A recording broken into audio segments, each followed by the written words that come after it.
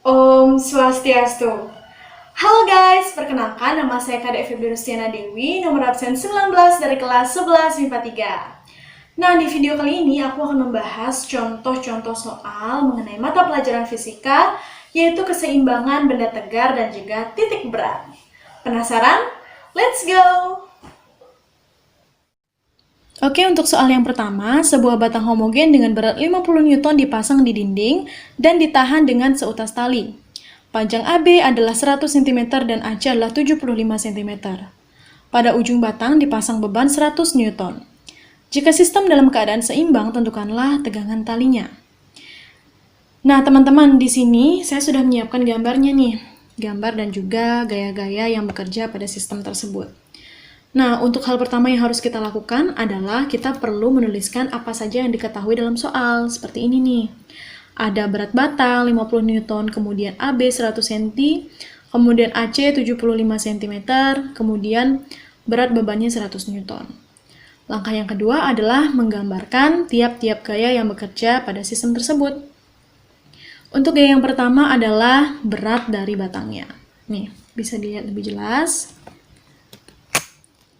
Nah, di sini letak dari berat batangnya adalah tepat di tengah-tengah si batangnya. Nah, kenapa sih harus ditaruh di tengah-tengah atau di tepat di tengah-tengah si batang tersebut? Nah, perlu diperhatikan bahwa di dalam soal disebutkan bahwa batang yang digunakan adalah batang homogen. Maka, WB atau berat dari batang akan terkonsentrasi di tengah-tengah dari batang. Apa sih yang dimaksud terkonsentrasi di tengah-tengah batang? Nah, tadi disebutkan jarak antara A ke B adalah 100 cm ya. Apabila si W batang atau berat batangnya ini tepat berada di tengah-tengah, artinya jarak dari A ke titik O, jadi titik O ini adalah titik si berat batangnya. Jarak titik A ke titik O adalah 50 cm, dan jarak dari titik O ke titik B adalah 50 cm juga. Jadi tepat di tengah-tengah. Nah, kemudian untuk gaya berikutnya adalah gaya atau berat dari bebannya itu sendiri. Berat bebannya selalu mengarah ke pusat bumi. Begitu juga tadi dengan berat batang ya, selalu mengarah ke pusat bumi atau panahnya ke bawah gitu. Beratnya adalah 100 Newton. Nah, kemudian gaya apa lagi sih yang bekerja di sini? Tapi tunggu dulu deh. Di sini ada tali yang menopang si beban. Berarti otomatis harusnya di sini kan ada gaya tegang tali ya, teman-teman. Kita sebut aja TB deh. Tegang tali pada titik B. Tapi kenapa besarnya nggak diketahui ya? Jadi gini teman-teman, di soal dikatakan bahwa sistem dalam keadaan seimbang. Maka dari itu, gaya tegang tali pada titik B akan sama dengan berat bendanya. Jadi kita cukup menuliskan berat dari bebannya saja atau berat dari bendanya 100 Newton. Gitu teman-teman. Kemudian ada gaya tegang talinya sendiri. Di sini nih, ada gaya tegang tali yang bekerja. Tapi jika diperhatikan gaya tegang tali ini tidak berada pada sumbu Y ataupun sumbu X. Maka dari itu kita perlu menjabarkannya ke dalam sumbu Y dan juga sumbu X. Di sini sudah saya gambarkan. Ini merupakan T-nya, kita tambahin di sini Y deh. T-nya. Di sini T-nya sudah digambarkan dan di sini juga ada TX-nya. Nah, nantinya TX ini karena arahnya horizontal, jadi kita tidak memakai atau tidak menghitung nilai TX-nya. Tetapi kita hanya menghitung nilai TY-nya saja. Nah, untuk menentukan besar dari TY ini, apabila kita menarik garis nih, lebih jauh lagi ke atas, seperti ini, maka otomatis garis TY ini akan sejajar atau sama panjang dengan garis di sampingnya. Nih, yang ini nih. Garis yang berada di depan sudut. Nah, karena garisnya berada di depan sudut, maka otomatis untuk mencari nilai TY adalah TY sin 30 atau TY sama dengan setengah karena sin 30 sama dengan setengah. Nah, udah selesai nih kita untuk menjabarkan gaya-gayanya. Kemudian kita perlu juga untuk menentukan arah putarannya. Untuk menentukan arah putaran, kita perlu menentukan titik porosnya. Di mana sih titik porosnya? Nah, untuk menentukan titik poros, jadi titik poros itu adalah titik yang banyak bekerja gaya-gaya dan tidak kita ketahui nilainya. Jadi dari ketiga titik ini, titik A, C, dan juga B, kira-kira mana nih yang pas untuk dijadikan titik poros? Ya, benar banget. Titik A. Jadi titik A ini adalah titik yang paling tepat untuk dijadikan titik poros. Karena bisa dilihat di sini banyak sekali terdapat gaya-gaya yang bekerja. Ada W batang, kemudian W beban, kemudian ada gaya tegang tali juga. Jadi paling tepat untuk dijadikan sebagai titik poros. Selain itu, titik A ini juga tidak kita ketahui nilainya. Jadi pas banget deh pokoknya untuk dijadikan titik poros. Kemudian kita lanjut menganalisis arah putarannya. Nah, sekarang kita sepakati bahwa untuk arah putaran yang searah dengan jarum jam, kita tandai atau kita beri nilai negatif. Kemudian untuk yang berlawanan, bernilai positif. Untuk W batangnya terlebih dahulu ya. Nah, di sini W batangnya panahnya ke bawah nih. Coba deh kita bayangkan. Kalau misalnya batang ini ditarik ke bawah, otomatis putarannya pasti akan searah jarum jam kan? Ya, jadi searah jarum jam nih. Maka kalau searah jarum jam akan bernilai negatif. Begitu pula dengan W beban. W beban juga arahnya ke bawah dan jika ditarik akan searah dengan jarum jam sehingga nilainya negatif juga. Kemudian untuk TY sin 30 panahnya ke atas nih teman-teman. Nah, kalau misalnya kita bayangkan, coba deh tarik batang homogennya ini ke atas, maka akan berlawanan dengan arah jarum jam, sehingga nilainya adalah positif. Nah, setelah udah kita dapetin nih gaya-gaya yang bekerja, kemudian arah putarannya, maka dari itu langkah berikutnya adalah kita menentukan rumus apa yang paling tepat digunakan untuk mencari gaya tegangan talinya. Nah, di sini seperti yang sudah kita ketahui bahwa keseimbangan benda tegar terdapat dua syarat. Yang pertama adalah sigma tau sama dengan 0 dan juga sigma F sama dengan 0. Pada kasus kali ini yang paling tepat digunakan adalah sigma tau sama dengan 0, seperti di bawah ini. Nah, di mana sigma tau ini merupakan hasil kali dari gaya yang bekerja dan juga lengan momennya. Nah, jadi pada saat kita memasukkan nilai-nilai dari taunya nanti, kita perlu menganalisis lagi. Yang mana sih lengan momennya? Yuk kita mulai.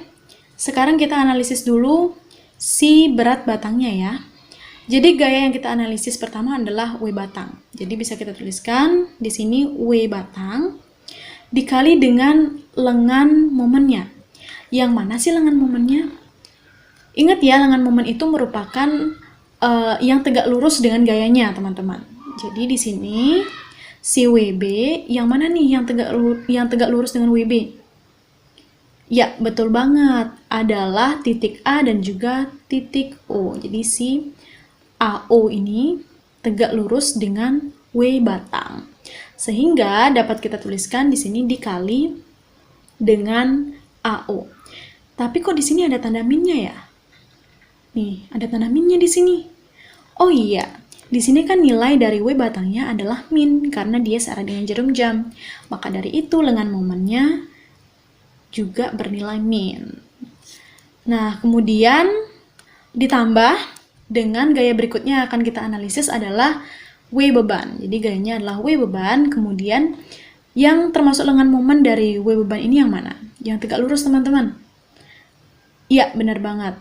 A, B. Jadi titik A sampai titik B merupakan lengan momen dari W beban. Ingat juga arahnya searah jarum jam sehingga bernilai negatif, sehingga bisa kita tuliskan seperti ini. Ditambah, karena nilainya positif nih teman-teman, si TY sin 30, maka bisa kita tuliskan seperti ini. T sin 30, lengan momennya yang mana nih? Yang tegak lurus. Benar banget. Yang di sebelah sini ya teman-teman, yaitu titik AC. tegak lurus dengan TY-nya. Sehingga bisa kita tuliskan kembali sebagai berikut. Ini AC ya teman-teman. Agak kurang jelas ya. Oke. Ini seperti ini kira-kira. Ingat, isi sama dengan 0.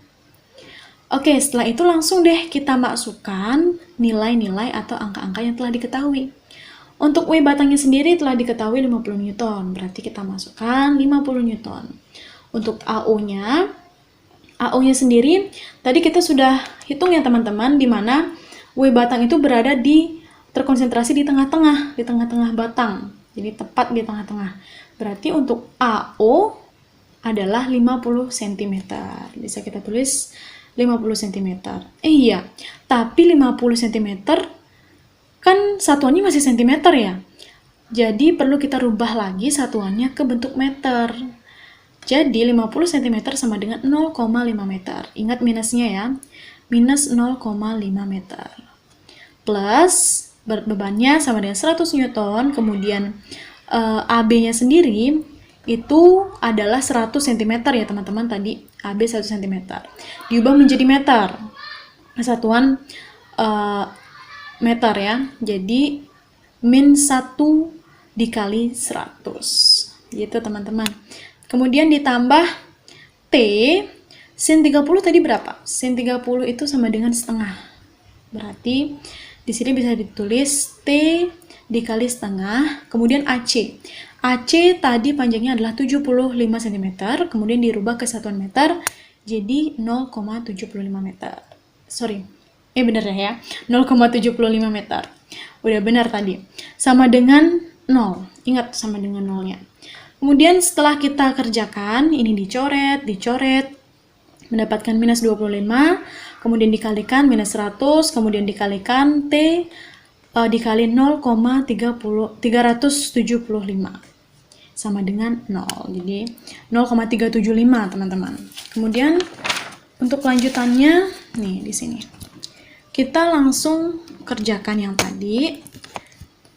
Teman-teman, jadi minus 25 tadi ditambah dengan minus 100, jadi minus 125 ditambah dengan 0,375 T sama dengan 0. Jadi kita pindah ruas. T sama dengan 125 per 0,375. Jadi T sama dengan, bisa kita tulis di sini, 333,33 Newton dengan satuan Newton teman-teman. Jadi kurang lebih seperti itu caranya untuk nomor 1. Oke, selanjutnya kita lanjut ya ke nomor 2. Nah teman-teman, untuk soal yang kedua adalah tentukanlah koordinat titik berat dari bangun di bawah ini. Nah, untuk yang bisa dilihat di sini, ini merupakan cara penyelesaiannya teman-teman dari soal nomor 2 yang sudah saya buat. Jadi mari kita pahami satu persatu. Di sini sudah saya gambar ulang, gambar di soal tadi kurang lebih seperti ini. Di sini untuk mempermudah, jadi saya membagi menjadi 2 bidang. Ada bidang yang pertama yaitu bidang persegi dan juga bidang yang kedua adalah segitiga. Untuk mencari titik koordinat atau koordinat titik beratnya, kita perlu mengetahui koordinat titik X, Y di masing-masing bidang. Nah, untuk yang pertama, pada bidang 1, yaitu persegi, untuk koordinat X1, jadi rumusnya adalah setengah dari panjangnya. Jadi bisa kita lihat di sini untuk bidang 1, panjangnya di sumbu X adalah 4 satuan. Jadi setengah dari 4 satuan adalah 2. Jadi di sini dapat dituliskan X1-nya sama dengan 2. Nah, kemudian untuk Y1 juga sama, untuk persegi ya. Sama juga teman-teman. Rumusnya adalah setengah dari panjangnya. Nah, di sini panjangnya adalah 4 satuan di sumbu Y. Maka dari itu Y1 sama dengan 2, teman-teman. Kemudian yang perlu kita cari adalah kita memerlukan juga luas dari masing-masing bidang. Karena di sini merupakan bidang 2 dimensi, maka dari itu kita memerlukan luasnya. Kalau nanti bidang 3 dimensi berbentuk kubus dan lain-lain, itu kita memerlukan volumenya. Untuk cara menghitung dari luas persegi sendiri masih sama, sisi kali sisi, yaitu 4 dikali 4. Sini bisa dilihat, 4 dikali 4 sama dengan 16. Nah, untuk bidang pertama sudah selesai, kemudian untuk bidang kedua. Untuk bidang kedua di sini berupa segitiga ya teman-teman, tapi jangan keliru. Segitiganya ini berada di atas persegi.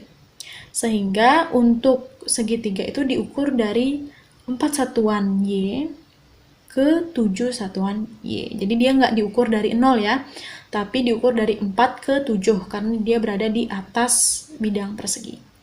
Untuk X2-nya, caranya adalah sama. Jadi X2-nya itu adalah setengah dari panjangnya. Karena di sini kan untuk alasnya sendiri itu merupakan panjang dari persegi juga. Jadi untuk mencari X2 sama dengan setengah dari panjangnya, yaitu setengah dari 4 sama dengan 2. Jadi di sini bisa kita tuliskan 2.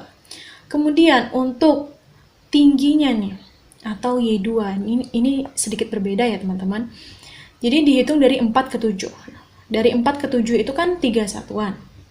Nah, untuk mencari titik beratnya, rumusnya adalah sepertiga dikali T, teman-teman. Nah, jadi untuk rumusnya, mencari Y2, saya ulangi, sepertiga dikali T. Nah, di sini T-nya sendiri sudah ditemukan tadi ya, dari 4 ke 7 sama dengan 3, jadi sepertiga dikali 3 sama dengan 1. Tapi jangan langsung tulis aja Y2 sama dengan 1. Karena ini dihitungnya dari bawah, jadi 1 ditambah 4 sama dengan 5. Jadi Y2-nya sama dengan 5. Nah, setelah tadi mencari sepertiga dikali T, jangan langsung ditulis ya teman-teman. Ingat, tambahkan dulu dengan panjang di bawahnya, atau panjang sisi di bawahnya. Jadi panjang satuan Y yang berada di bawahnya ya. Kayak misalnya tadi, sepertiga dikali 3 sama dengan 1, ditambah dengan panjang dari 0 ke sini adalah 4, jadi 1 ditambah 4 sama dengan 5.